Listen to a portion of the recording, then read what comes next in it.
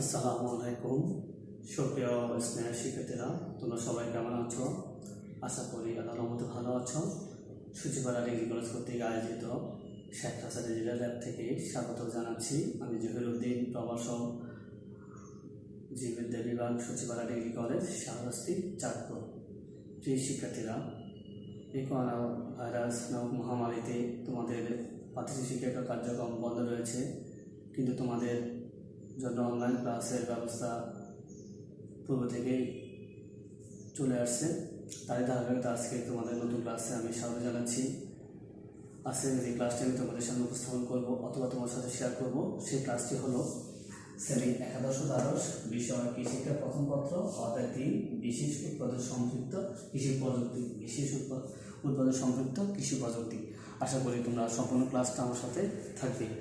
আজকে যে ক্লাসটা আমি ক্লাসে আলোচনার বিষয় হলো অণুজীব সার কি, অণুজীব সারের প্রকারভেদ, তারপরে অণুজীব সারের গুরুত্ব। অণুজীব সারের গুরুত্ব তো তোমরা বুঝতে পারছো আমি কী কী টপিক নিয়ে আজকে আলোচনা করবো। তো শুরুতে চলে আসি, অণুজীব কি? অণুজীব হলো যাদেরকে খালি চোখে দেখা যায় না, দেখতে হলে কি ইলেকট্রনিক বিজ্ঞান যন্ত্রের দরকার হয়, তখন সেই সকল জীবকে বলা হয় কি অণুজীব। আমি আবার বলছি, যে সকল জীবদেরকে সাধারণত খালি চোখে দেখা যায় না, দেখতে হলে ইলেকট্রনিক অণুবীক্ষণ যন্ত্রের দরকার হয়, সেই সকল জীবদেরকে অণুজীব বলে। যেমন ভাইরাস, ব্যাকটেরিয়া, তারপরে রিকেটসিয়া, মাইক্রোপ্লাজমা ইত্যাদি হলো অণুজীব। আর যেহেতু আমাদের এখন বৈশ্বিক মহামারী চলছে, করোনা মহামারী, সেই করোনা কিন্তু এক ধরনের ভাইরাস, আর এই ভাইরাসটা কিন্তু অণুজীবের অন্তর্ভুক্ত। তো আজকে তোমরা জানছো যে আজকে আমাদের আলোচনা বিষয় অণুজীব সার। অর্থাৎ অণুজীব সার বলতে বোঝায় সেই সারকে বোঝায় যে অণুজীবকে ব্যবহার করে যে সার প্রস্তুত করা হয় তাকে অণুজীব সার বলা হয়। আমি আবার বলছি, অণুজীবদেরকে ব্যবহার করে অথবা অণুজীবদেরকে দিয়ে যেই সার প্রস্তুত করা হয় তাদেরকে অণুজীব সার বলে। অণুজীব সার সাধারণত এই ক্ষেত্রে অণুজীবরা বিভিন্নভাবে ব্যবহৃত হয়, সার হিসাবে কি ব্যবহৃত হয়। যেমন আমরা বলতে পারি যে তোমরা রাসায়নিক সার অথবা কম্পোস্ট সার অথবা সবুজ সার নাম শুনছ, অণুজীব সার নামটা মনে এই প্রথম শুনছ। এই যে অণুজীব সারটা অন্য সার থেকে একটি ব্যতিক্রম। এখানে অণুজীবকে ব্যবহার করে কিন্তু কি ফসল উৎপাদন করা হবে, উদ্ভিদের বৃদ্ধি ত্বরান্বিত করা হবে, অথবা মাটিতে নাইট্রোজেন সংবোধন করা হবে, অথবা উদ্ভিদের বৃদ্ধি এবং ফুল এবং ফল ধারণের জন্য যাবতীয় কাজগুলো সমাধান করার জন্য এই যে অণুজীব সারটা কিন্তু গুরুত্বপূর্ণ ভূমিকা পালন করে। অর্থাৎ উদ্ভিদের বৃদ্ধিতে অথবা উদ্ভিদের জীবন দশা পরিচালিত করার জন্য অথবা শারীরিক কার্যক্রম পরিচালনা করার জন্য অণুজীব সারটা কি অত্যন্ত গুরুত্বপূর্ণ। এবার চলে আসি অণুজীব সারের প্রকারভেদ। অণুজীব সারের প্রকারভেদ। অণুজীব সার কত প্রকার? সাধারণত অণুজীব সারকে আমরা 3 ভাগে ভাগ করতে পারি। কয় ভাগে ভাগ করতে পারি? 3 ভাগে। যেমন নাইট্রোজেন সংবন্ধনকারী অণুজীব সার, ফসফেট দ্রবীভূতকারী অণুজীব সার, কম্পোস্ট উৎপাদনকারী অণুজীব সার। আমি চলে আসি এবার নাইট্রোজেন সংবন্ধনকারী অণুজীব সার।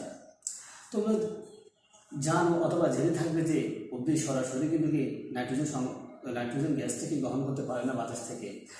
তখন যেহেতু এই নাইট্রোজেনের অভাবে উদ্ভিদের পাতা হলুদ হয়ে যায় অথবা উদ্ভিদের বৃদ্ধি ত্বরান্বিত কি ব্যাহত হয়, তাই উদ্ভিদের জীবন দশায় অথবা উদ্ভিদের বৃদ্ধিতে নাইট্রোজেন অত্যধিক গুরুত্বপূর্ণ ভূমিকা পালন করে। কিন্তু এই উদ্ভিদ বায়ু থেকে নাইট্রোজেনটা কি সরাসরি গ্রহণ করতে পারে না, তাই এই নাইট্রোজেনটা মাটিতে কি সংবন্ধন হওয়ার কি দরকার হয়ে পড়ে।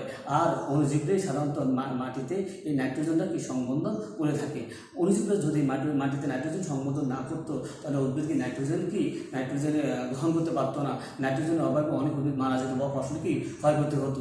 সাধারণত নাইট্রোজেন সংবন্ধন করতে যে সকল অণুজীব ব্যবহার করা হয় তাদের মধ্যে উল্লেখযোগ্য হলো তোমার এই যে রাইজোবিয়াম, তারপরে অ্যানাভিনা, নস্টক, তারপরে অ্যাসপারজিলাস ইত্যাদি।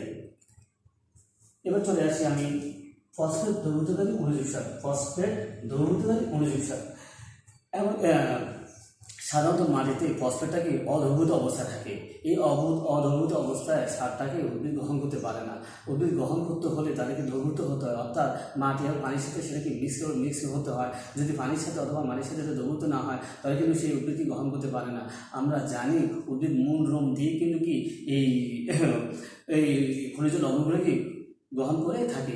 কিন্তু এই ফসফেটের যদি দ্রবীভূত অবস্থা না থাকে তাহলে উদ্ভিদ গ্রহণ করতে পারে না। আর ফসফেটের অভাবে উদ্ভিদকে বৃদ্ধি ত্বরান্বিত ব্যাহত হয় এবং ফসলের ফুল ফল ধারণের কার্যক্ষমতা হারিয়ে ফেলে। তাই উদ্ভিদের বৃদ্ধিকে ত্বরান্বিত করার জন্য অথবা উদ্ভিদের বৃদ্ধিকে স্বাভাবিক রাখার জন্য ফসফেটকে দ্রবীভূত হওয়া দরকার। এই ফসফেটকে বিভিন্ন ধরনের অনুজীব সার এই ফসফেটটাকে মাটিতে দ্রবীভূত করে, তখন উদ্ভিদকে মূলধন দিয়ে শোষণ উপযোগী ঘটে তাদের বৃদ্ধিকে স্বাভাবিক রাখে। আর এই ক্ষেত্রে ফসফেট মাটিতে দ্রবীভূত করার সাথে যেসব ব্যাকটেরিয়া অথবা যেসব অনুজীব ব্যবহৃত হয় সেগুলোর মধ্যে উল্লেখযোগ্য হলো তোমার এই পেনিসিলিয়াম, তারপরে অ্যাসপারজিলাস আছে, তারপরে আছে তোমার এই অ্যানাভিনা আছে, তারপরে তোমার এই স্টেপ্টোকক্কাস আছে ইত্যাদি। এবার চলে আসি আমি কম্পোস্ট উৎপাদনকারী অনুজীব সার। তোমরা জানো কম্পোস্ট সার বিভিন্ন ধরনের এই লতাপাতা, ঘাস, খড়কুটো, গোবর ইত্যাদিকে মিক্স করে কিন্তু কম্পোস্ট সার উৎপাদন করা হয়। এই কম্পোস্ট সার উৎপাদন করতে কিন্তু বিভিন্ন অনুজীব ব্যবহার হয়। অনুজীব যদি ব্যবহৃত না হতো তাহলে এই ধরনের খড়কুটা, ঘাস, লতাপাতা এদিকে পৌঁছানো সম্ভব হতো না। আর এদিকে পৌঁছিয়ে কম্পোস্ট সার তৈরি করতে এই অনুজীব অথবা অনুজীব ব্যবহৃত হয়। আর এই ক্ষেত্রে কম্পোস্ট সার তৈরি করতে যেসব অনুজীব ব্যবহৃত হয় তাদের মধ্যে আছে তোমার মাইক্রোকক্কাস, স্ট্রেপ্টোকক্কাস, আবার নিকোটিনা, এরপরে আছে এই ক্লোস্ট্রিডিয়াম, তারপরে আছে স্ট্রেপ্টোকক্কাস ইত্যাদি। এইরকম অনুজীবগুলো মাটিতে অথবা বিভিন্ন ধর্মটা পৌঁছিয়ে কম্পোস্ট সার উৎপাদন করতে ব্যবহৃত হয়। অর্থাৎ অনুজীবকে ব্যবহার করে কিন্তু কম্পোস্ট সার তৈরি করা হয়। অর্থাৎ কম্পোস্ট সার তৈরি করতে অনুজীবের ভূমিকা অত্যন্ত গুরুত্বপূর্ণ। এই হলো আমার অনুজীব সারের প্রভাবের আলোচনা। এবার আমি চলে আসি অনুজীব সারের গুরুত্ব। অনুজীব সারটা কী গুরুত্ব বহন করে অথবা উদ্ভিদ ক্ষেত্রে, ফসলের ক্ষেত্রে অনুজীব সারের কী গুরুত্ব রয়েছে সেই গুরুত্ব নিয়ে আমি এখন আলোচনা করছি। এবার দেখো অনুজীব সারের গুরুত্ব আমি 7টা পয়েন্টের মাধ্যমে তোমাদের সামনে তুলে ধরছি। কটা পয়েন্টের মাধ্যমে? 7টা পয়েন্টের মাধ্যমে তোমাদের সামনে তুলে ধরছি আমি। প্রথম পয়েন্ট নাইট্রোজেন সংবন্ধন। এই নাইট্রোজেন সংবন্ধন করতে এই অনুজীব সারের গুরুত্ব রয়েছে। অর্থাৎ মাটিতে নাইট্রোজেনটা মিশাতে বায়ু থেকে মাটিতে নাইট্রোজেনটা মিশাতে কিন্তু এই অনুজীব সারের গুরুত্ব রয়েছে। মাটিতে নাইট্রোজেন মিশতে উদ্ভিদ সেখান থেকে মূল রোম দিয়ে নাইট্রোজেনটা শোষণ করে তাদের বৃদ্ধি স্বাভাবিক রাখে। 2 নম্বর পয়েন্ট ফসফেট দ্রবীভূতকরণ। এই যে মাটিতে সাধারণত ফসফেটে অদ্রবীভূত অবস্থা থাকে, তখন এই উদ্ভিদ এগুলো শোষণ করতে পারে না। তাই উদ্ভিদকে এই অদ্রবীভূত ফসফেটকে দ্রবীভূত করার ক্ষেত্রে অনুজীব সার গুরুত্বপূর্ণ ভূমিকা পালন করে। অর্থাৎ অদ্রবীভূতকে মাটিতে দ্রবীভূত করতে অদ্রবীভূত ফসফেটকে মাটিতে দ্রবীভূত করতে এই অনুজীব সারকে গুরুত্বপূর্ণ ভূমিকা পালন করে। এবার আসি আমি উৎপাদন বৃদ্ধি। সাধারণত বাংলাদেশে যে বিভিন্ন ধান জাতীয় ফসল যেমন এই মসুর, তারপর মুগ, ধৈঞ্চা, হেলেঞ্চা, সোয়াবিন ইত্যাদি ফসল উৎপাদন করার ক্ষেত্রে এই অনুজীব সারগুলি গুরুত্বপূর্ণ ভূমিকা পালন করে। বাংলাদেশের বিনা যে প্রতিষ্ঠানটা আছে সেই প্রতিষ্ঠানটা গবেষণা দেখছে যে অন্যান্য সারের তুলনায় কম্পোস্ট সার যদি অনুজীব সার যদি ব্যবহার করে তাহলে ফসলের উৎপাদন প্রায় 10 থেকে 40% বৃদ্ধি পায়। অর্থাৎ ফসল উৎপাদন বৃদ্ধিতে আমাদের এই অনুজীব সারটাকে গুরুত্বপূর্ণ ভূমিকা পালন করে। এবার আমরা চলে আসি রাসায়নিক সারের সাশ্রয়।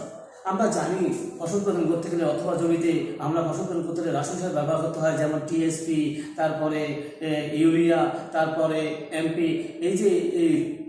এই সারগুলো ব্যবহার করতে গিয়ে তোমার অনেক টাকা পয়সা খরচ হয়। কিন্তু সেক্ষেত্রে যদি ওই সারগুলো ব্যবহার করে ফসল উৎপাদন করা হয় তাহলে ফসল উৎপাদন খরচ বেড়ে যায়। উৎপাদন খরচ বেড়ে গেলে তো এই কৃষকরা অথবা যারা ফসল উৎপাদন করে তারা কিন্তু আর্থিকভাবে লাভবান হয় না। তাই ওই ক্ষেত্রে আমরা রাসায়নিক সারের পরিবর্তে যদি আমরা অনুজীব সার ব্যবহার করি তাহলে আমাদের উৎপাদন খরচ কমে যায় এবং আমার সাথে আর্থিকভাবে লাভবান হয়। অর্থাৎ রাসায়নিক সারের পরিবর্তে আমরা যদি অনুজীব সার ব্যবহার করি তাহলে আমাদের রাসায়নিক সার ব্যবহারটা অনেকাংশে কমে যাবে। অর্থাৎ রাসায়নিক সারের ব্যবহার সাশ্রয় হবে। তাই বলতে পারে রাসায়নিক সারের সাশ্রয় করতে অনুজীব সারের ভূমিকা রয়েছে। এবার চলে আসি ফসলের খরা ও রোগ সহনশীলতা বাড়ে। সাধারণত আমরা জানি যে খরার মধ্যে অনেক ফসলের উৎপাদন ব্যাহত হয় অথবা অনেক ফসল আছে যাদের তাদের রোগ প্রতিক্ষমতা কম, ওই সকল ক্ষেত্রে যাতে ওই সকল ক্ষেত্রে অনুজীব সার ব্যবহার করে উদ্ভিদের রোগের রোগ প্রতিক্ষমতা বাড়ে এবং খরা মৌসুমে অর্থাৎ যখন খরা থাকে তখন তারা ওই ফসল উৎপাদনকে স্বাভাবিকভাবে বজায় রাখতে পারে। তার অনুজীব সারগুলো ব্যবহার করার কারণে ফসলের খরা ও রোগ সহনশীলতা বাড়ে। এতে করে ফসলের খরা মৌসুমে অথবা ফসল রোগাক্রান্ত হওয়ার কি সম্ভাবনা থাকে না। অর্থাৎ বলতে পারি যে ফসলের খরা ও রোগ সহনশীলতার ক্ষেত্রে এই অনুজীব সারের কিন্তু ভূমিকা রয়েছে। এবার আমি চলে আসি উৎপাদন খরচ কমায়। কি উৎপাদন খরচ কমায়? উৎপাদন খরচ বলতে বোঝায় আমরা জমিতে যে রকম যে সার অথবা অন্যান্য কিছু ব্যবহার করে থাকি, এতে করে ফসল খরচ কমে বেড়ে যাওয়ার কারণে ফসলে কৃষকরা অথবা চাষিরা তাদের ন্যায্য মূল্য পায় না। তো ফলে উৎপাদন খরচের সাথে এই ফসল উৎপাদনের খরচের সাথে ফসল পাওয়ার যে সামঞ্জস্যতা, সেখানে কিন্তু কি অসামঞ্জস্য দেখা যায়। অর্থাৎ চাষিরা লাভবান হচ্ছে না। তাই চাষিরা যাতে লাভবান হয় সেই ক্ষেত্রে যদি তারা অনুজীব সার ব্যবহার করে তাহলে উৎপাদন খরচ কমে যাবে, তাহলে চাষিরা আর্থিকভাবে লাভবান হবে। তাই বলা যেতে পারে উৎপাদন খরচ কমাতে পারলে কিন্তু চাষিরা লাভবান হবে। আর এই উৎপাদন খরচ কমাতে কিন্তু কি আমাদের অনুজীব সারটাকে গুরুত্বপূর্ণ ভূমিকা পালন করে। এবার চলে আসি সর্বশেষ পয়েন্ট, পরিবেশ বান্ধব। পরিবেশ বান্ধব আমরা জানি রাসায়নিক সার ব্যবহার করে বিভিন্ন পানিতে গেলে সেই পানি দূষিত হয়, আর দূষিত পানি বিভিন্ন প্রাণী এবং মানুষের শরীরে যদি লাগে তাহলে মানুষের বিভিন্ন ধরনের রোগে আক্রান্ত হয় এবং শারীরিক ক্ষতি হয়। সেই দিক থেকে যদি আমরা অনুজীব সার ব্যবহার করি তাহলে অনুজীব সারের কোনো পার্শ্ব প্রতিক্রিয়া নেই এবং অনুজীব সার পরিবেশের কোনো বিরূপ প্রতিক্রিয়া দেখায় না। অর্থাৎ অনুজীব সারটা পরিবেশ বান্ধব, অর্থাৎ পরিবেশকে ভালো রেখে ফসলের কীভাবে উৎপাদন করা যায়, কাঙ্ক্ষিতভাবে উৎপাদন করা যায়, সেই ক্ষেত্রে অনুজীব সার সম্পর্কে যথাযথ জ্ঞান অর্জন করে অনুজীব সার ব্যবহার করে আমরা আমাদের কিন্তু কি ফসলের উৎপাদন বাড়াতে পারি, পরিবেশকে ভালো রাখতে পারি এবং আমরা আর্থিকভাবে লাভবান হতে পারি। অর্থাৎ কৃষকের ফসল উৎপাদন করার ক্ষেত্রে অথবা উদ্ভিদের যেই বৃদ্ধিত অনিয়মিত অথবা ফুল ফল দেওয়ার ক্ষেত্রে অনুজীব সারটা কি অত্যন্ত গুরুত্বপূর্ণ। তাই আমরা সবাই অনুজীব সারের ব্যবহার সম্পর্কে জানবো এবং অনুজীব সারকে ব্যবহার করে কীভাবে ফসল উৎপাদন করা যায় সেইভাবে আমরা জানতে পারি এবং জ্ঞান অর্জন করতে পারি। তাহলে আমরা তথা কৃষকরা ভালো ফলাফল পাবে। তো আজকের ক্লাস এখানে শেষ করছি। আগামী ক্লাস দেখার জন্য আমাদের বিদায় নিচ্ছি। আল্লাহ হাফেজ।